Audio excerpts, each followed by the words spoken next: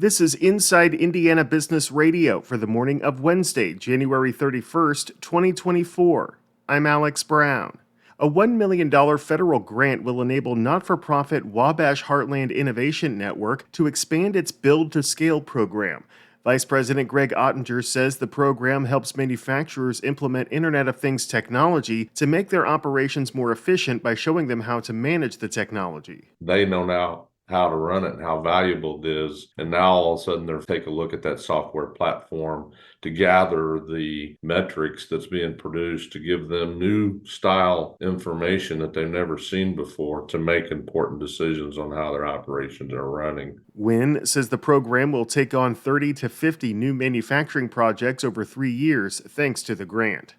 Damar Services is set to take over operations at a more than century-old residential treatment home in East Chicago.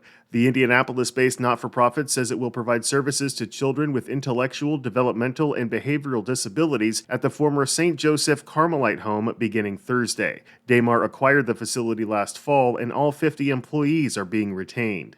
The Higher Learning Commission has named Purdue University Northwest as a doctoral granting institution. The label reflects a, quote, substantive change in mission or student body, the university said, and comes after the commission approved a third doctoral program for psychology late last year. From the number one source for Indiana business news, this is Inside Indiana Business Radio. Looking for a great way to tip off the 2024 NBA All-Star Weekend in Indy? I'm Gary Dick, inviting you to join business and community leaders from throughout the state at the Economic Club of Indiana Luncheon, sponsored by IBJ Media. It's February 15th at noon at the Indiana Convention Center.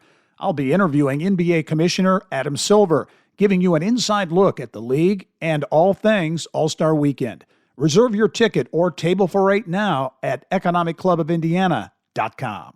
The Evansville Regional Economic Partnership recently welcomed Justin Gronert as its new Chief Strategy Officer. In a special Q&A for our Evansville Region Report newsletter, Gronert said his long-term goal is to grow a region that is the envy of the state. How we do that regionally, I think, is making sure that we are competitive not only in Indiana, but in the entire Midwest. As a place for people to land, to live, to work, to grow a business. There is something that draws those of us that were born here back. But I think we need to be able to sell it to people that have never been here and to show the real value of what this region has. And how we get there is to be determined. I know we've got a lot of projects that are quality of place minded with Ready. We did a lot with regional cities over the last several years that I think are showing great return on investment. I think the Riverfront project it's a generational project. Also among his goals is to complete the I-69 Ohio River Crossing project between Evansville and Henderson, Kentucky. The Indiana House Commerce Committee approved a bill Tuesday that would prohibit counties regulating lemonade stands, which are technically illegal under current Indiana code. Under House Bill 1019, counties, cities, and even homeowner associations may not ban or regulate lemonade stands by requiring permits or fees for the sale of non-alcoholic beverages from a booth on private property helmed by a minor.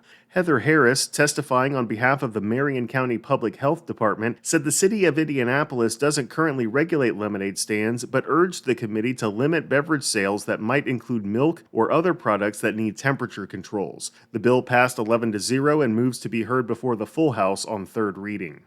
Hard Truth Distillery co-founder Jeff McCabe is this week's guest on the Business and Beyond podcast with Gary Dick, presented by PNC, a weekly conversation with high-profile Hoosiers in business, sports, and entertainment, and beyond. Available now from your favorite podcast provider. I'm Alex Brown for Inside Indiana Business Radio on Demand.